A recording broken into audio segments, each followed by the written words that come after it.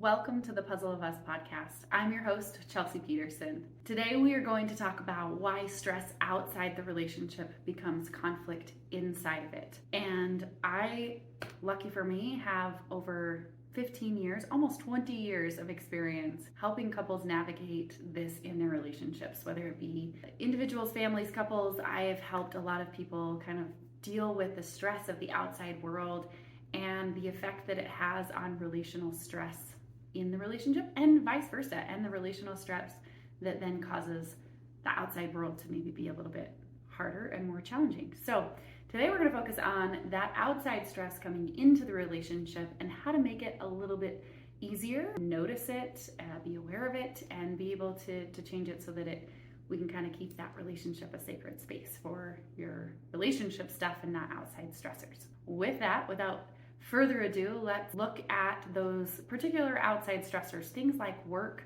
things like parenting, finances, extended family. We've all heard about, the mother-in-laws and the jokes of that. And there's a lot of truth to that. But it often leaks into our most important relationships. And a lot of times it's about balancing this. My extended family are also people who I really care about and are relationally very important people to me, and how do I balance that with my current relationship and my partnership and my children and our own family of origin, and how do we make that all balance and work out, and what does that look like? First of all, I just also want to say that this is totally normal, and every couple goes through these things, whether it be, maybe they don't fight about extended family, but maybe they fight about the finances. Or maybe finances aren't really particularly hard for you, but parenting is. And so all of these things are definitely things that are totally normal and to be expected. We don't expect a relationship to be perfect in every area. And maybe even every area is really hard, and you're going, yeah, I check the box for all of those. That is totally normal, and definitely can be the case for sure. We are really going to take some time in this podcast, in this episode, to really explore, why this happens, why the stress comes in on our relationships, how to recognize it, and what some couples do to really stay connected and instead of reactive, really helping them to stay connected in these areas when maybe it's a little harder to. With that, let's dive right in. Okay, so I just want you to pay attention to the last time you felt stressed. Whether that be driving to work today. Was I cut off? Was I rushed? Was I feeling stressed? Was I feeling like what was happening to you today as you got out of bed and you started your day, right? And when was the last time I felt stressed? When our body feels stressed, our body starts to produce different hormones and chemicals that definitely affect our communication. It affects our emotional regulation. And a lot of times people don't necessarily pause to really think about it. They just keep going through their day, right? So as I get to work and I've had a stressful ride here because, if you live out where I live, I usually run into a few tractors or school buses or various things that kind of slow down my route. And then I have to cross traffic, and is there construction, and did I turn in the right spot? And all of those things can affect, and I'm trying to get here at a certain time, and those can produce stress, right? And a lot of times, we get to work and we just roll right into the next thing, and we don't allow ourselves that moment to really allow ourselves to feel the dysregulation, to feel the stress, to feel the kind of pressure, to feel the, maybe disappointment in ourselves because we didn't leave earlier, because we knew we should have, because we forgot about that bike race, or whatever it is. And we don't necessarily allow ourselves to feel that, and it often causes that just emotional dysregulation. And when our body is emotionally dysregulated and we're feeling the effects of that, our body is usually producing more adrenaline and more cortisol, and those typically are enhancing our, sometimes even endorphins they really are preparing us to protect ourselves in some way. Not really that our fight, flight, freeze response has been triggered, but we're definitely having a stress response. And when we have a stress response, our body is gearing up for responding in some way. And when we're responding to that external stress, what typically happens, and this is like I'm not even going to pretend to be part of the biological science nature of this, but this is how it was explained to me, and it makes a lot of sense. But when you're gearing up and you're experiencing stress, oftentimes your body starts to make those organs function, or make the parts of your body function that are needed most. So when I'm stressed, or I'm worried about, being on time, or, doing those, if I'm stressed, right? Sometimes what usually happens is blood flow actually stops flowing to your prefrontal cortex, which is the part of your brain where emotional regulation occurs, communication, logic, and reasoning happen all in that prefrontal cortex. So brain stops flowing to that part of our brain, and it actually flows more to our extremities, like our arms and our legs, of like, okay, if I just run faster, if I just do more, if I just lift heavier, if I just get these tasks done. And that is our body's way of kind of producing that stress response of, if you just do more, go more, be more, then, and it shuts down that prefrontal reasoning, logic, prefrontal cortex thinking. So oftentimes that's what happens when we're experiencing a stress response that's even outside of our relationship. And when that happens, we typically have much shorter tempers. We usually have a lot less patience. We usually are much more reactive because our body is literally has been gearing up for a fight.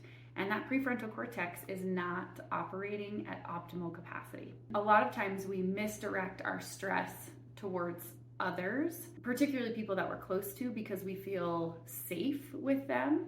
We know that they aren't necessarily going to hurt us or attack us or cut us down or to, stab us in the heart or any of those things. So we allow, it's not necessarily okay, but it's what happens, of sort of lashing out at those that we actually feel the closest to, because they're the safest outlet, not because they're the target of our stress. A relatable example could often be, I've had a hard day at work, I come home and we're all sitting at the dinner table and someone spills some milk and a partner explodes. Right? Whether it's be the partner spills the milk or is just chatting about the day and is like, hey, did you remember that or whatever? And then a partner explodes. That often can be not necessarily a response. They're not snapping at their partner. They're snapping at the hard day at work, but their partner is the brunt of that snap. They get the brunt of all of that force that's been built up and building throughout the day, whether it be in our internal organs or in our arms or our legs, ready for that fight. But as that stress response, it's gonna find a way out. And unfortunately, oftentimes that is with people who we are the closest with. One of the things that it can be the easiest, I shouldn't say the easiest because it's not easy, but one of the most helpful is to recognize the patterns. Is there a common sign that kind of external stress is happening and it's turning into internal conflict between us? So every time I have a bad day at work, I come home and I snap. Can we pattern that out and find that sign? What is it that is? What signal can my partner see? What can I see? How can we get on the same page, right? So things that to be looking for or recognizing patterns is frequent miscommunications. When are they happening? What's been happening during the day? How stressed has each person been? What are the external stressors that are, both people are kind of dealing with? Another thing would be kind of recognizing short fuses over small things, right? Like, when am I snapping either at our kids or at each other, or when am I snapping when that's not typically normal for me? That's a pretty good indication to when that happens, go back and kind of sort out, how was I feeling? What was going on? And pattern that, keep kind of a journal of it. Oftentimes another thing is a withdraw or shut down. This can often be harder to recognize because a lot of people don't necessarily recognize that they're withdrawing or shutting down. Their partner might recognize it, but sometimes they're trying to distract themselves or avoid it, and so it's a little harder to have self-recognition. But if you see your partner withdrawing, or if you yourself feel yourself sort of withdrawing or putting up a wall or shutting down, again, pattern that out.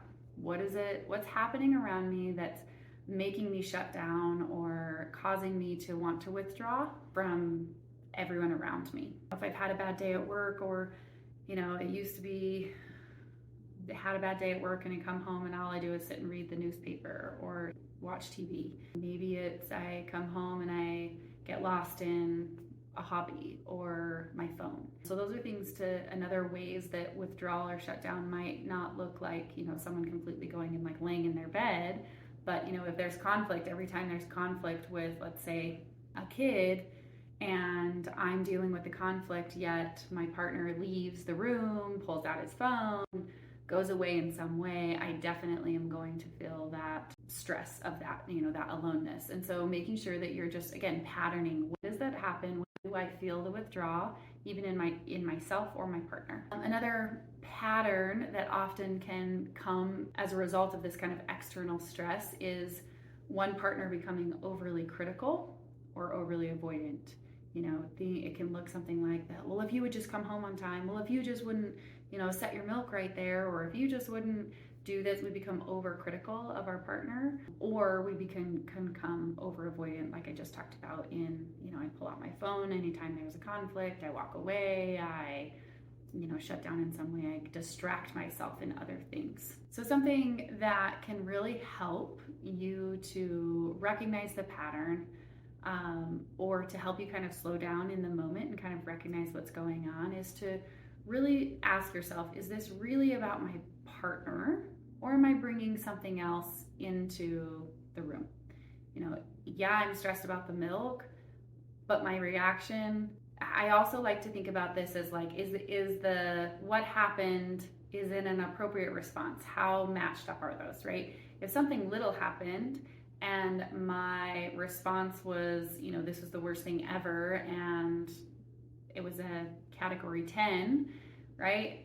I want to make sure that those, the crime matches the punishment, so to speak. My reactivity, or the way I'm responding or reacting, actually matches up with what is going on in the moment. And so again, if a kid pushes his brother over, I'm not completely exploding and spanking the kid and sending him to his room all night if it's a small thing, right? My response is appropriate to that. So making sure that those match can be a really good indication that I am bringing other things into the room if those things don't match up, if crime doesn't meet the punishment, so to speak. Hey, Chelsea here. I wanted to tell you about our Cultivating Connections course. This course helps seasoned couples not just survive their marriage, but actually thrive in it. This course will take you through all the steps needed to reconnect with your lifelong love. Almost all of the couples that have taken this course tell me that they feel the same spark they felt when they first started dating. Don't miss this. Click the link below in the show notes to learn more.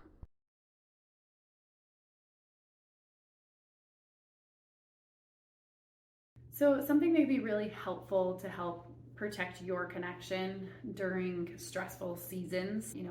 I think of seasons as, we just ended tax season not too long ago. So I think of that for those people who have accountants in their lives. Tax season is very stressful, right? There's particular, like fire seasons, or, just different seasons throughout job and life. That spring is always usually pretty busy with lots of, sporting events and things going on with kids and family stress and other external things going on. And so making sure that you are really protecting your connection during these, whatever your stressful season looks like, whatever time of the year it is, whether that's the fall with all the holidays and things like that going on, or whether it's summer when kids are out of school. Every season comes with different stressors. And some seasons are far more stressful for individuals as well as couples. And so a couple of things that can be really helpful in creating connection, or at least protecting the connection that you and your partner are sharing, is in naming the stress together. So even practice saying, I've had a rough day and I might be a little off. It's not about you. This is usually a little easier for people who are a little more self-aware of like, okay, wait, I'm actually not doing so great. Hey, I woke up on the wrong side of the bed this morning. I'm just gonna let you know it has nothing to do with you, and I just am feeling a little stressed. I got a lot on my plate today. Got a lot to get done. Those little moments of giving your partner some reassurance, I'm not waving a red flag. I don't have red flag warnings up today. It's not like the wind is blowing so crazy that I am completely unavailable, but hey, I might be a little off because I'm feeling a little off today. Sometimes people use different ways to talk about that, right? Whether it's a color of a flag or like, hey, I'm letting you know it's a red flag warning today. Hey, it's a Cat 5 hurricane, or whatever it is that just kind of signals, hey, I'm gonna be a little more stressed today. This isn't about you. I care about you. I care about our relationship. And because I care, I'm letting you know of where I'm at, where my emotional bandwidth is at today. Just a simple little phrase like that just lets your partner know where you're at and allows you some space to give yourself grace for feeling however it is that you're feeling. Another thing that can be really helpful is checking in, not out. And so taking these little, very small, intentional moments. That could be a moment over coffee, or it could be a moment where we just have 2 minutes where we can really connect. Whether that's a 2-minute hug, or we sit down and we just have eye contact for a few minutes, or we have a shared meal, or we're super busy and we're going crazy, but we're gonna check in and we're gonna make sure that we have lunch together. You're just having these really, we're going on a 5-minute walk, we're walking to the corner and back, we're walking to the mailbox and back. We are having these intentional moments where we are checking in with each other, especially in the busy seasons, can be really helpful. Summer, I'm also thinking of summer coming up in our house, and there's a lot of kids around all the time, and that doesn't necessarily bode well for quiet conversations in the middle of the afternoon where we're maybe a little more used to that. And so I would encourage you, in our summer might look like we are walking around the block. We're going for a walk together, and it might not be a whole half an hour, but we're not inviting the children to go with us. We are just taking the time to take 15 minutes out of our day to just be really intentional about checking in together. Another thing that can be really helpful is setting a no fight zone. Choose one part of your day or even your home where conflict is completely off limits. Like, we never fight in our bedroom, or we never fight in the kitchen, or our morning coffee or our evening TV show. It's not a time to pick a fight. And so those particular things can really help protect your relationship, because those are things that you're still going to naturally or kind of set up as part of your routine that you're going to do anyways. It's essentially going to be safe for both of you to stay away from the fighting and know that, okay, because we've established a no fight zone, this is a safe space for us. Another thing that can be really helpful is to approach things more as a team. The couple yourselves are a team, and particularly the other person is not an opponent, that we really are on the same team. And hey, I'm just trying to help you out with your stress. I'm not trying to add more to your burden. Hey, please let me know. I can see that you're stressed. I'm not trying to make things more difficult. And I want to remind you that something else is, going on, or hey, can I help you with this, or whatever it is, that those things can really be helpful in just making sure that we are on the same page, that we know and we have a pulse on each other and on ourselves, and we are not opponents, but we are on the same team. We're doing this together. So some things that can really help put you on the same team are things like, how do we handle this together? I'm seeing that you're stressed. What do you need from me this week to help lighten the load? What are you experiencing? Is there anything that I can do to support you? Words of encouragement, like, you got this. I know you can do it. I know it's going to be a stressful week, and there might not be anything that you can do because I'm not a neurosurgeon, or I'm not a whatever. Like, I can help you with your stressful, busy week, but I sure can't support you here at home and in our relationship? Is there things that could make it better? As their partner shares, I got these things going on and these are what I'm worried about. I have every confidence in you. You will do great. Let me know how it goes. I can't wait to hear about your day. Whatever it is, whatever they're stressed about, whatever's adding that extra stress, continuing to check in about it can be really, really helpful, as well as that, kind of attaboy or good job or, pat on the back sort of stuff can be really helpful. Other things that can be helpful, again, we touched on this a little bit already, creating kind of check-in times, not check-out times, but things that you can do to create stress reduction rituals together. So things like shared walks, tech-free evenings, sometimes even doing nothing together, right? Like we're just gonna hang out together. We're not adding more stress. There's not more on our to-do list, but we're just creating these, maybe stress-reducing rituals. We go for a run together. We go play a sport together. We go do something together that is not stressful. Go on a hike, go fishing, go do something that isn't a requirement, that to live, right? Like we're not going to go grocery shopping.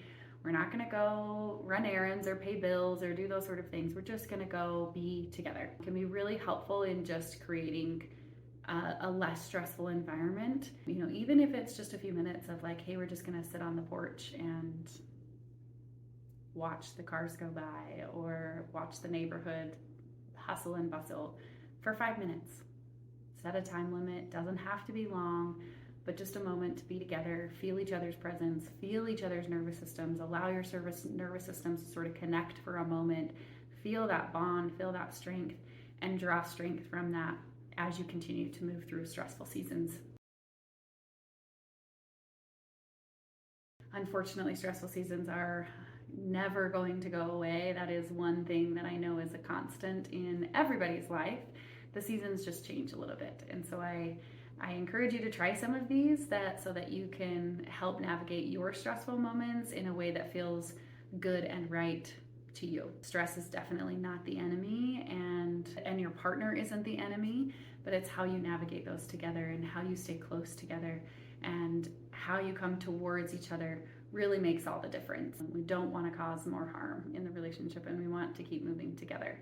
And stress is one of those areas that can really cause a lot of harm in relationships. Relationships don't need to be completely stress-free to be resilient. They can, and they don't have to be, we share everything in common and nothing ever gets in our way. That doesn't necessarily create healthy and resilient relationships. But how do we be intentional, and how do we be curious, and how do we show that we care when these stressful moments come for our relationship, for each other? Those are the questions that need answered, and we got to find a way through a little bit more.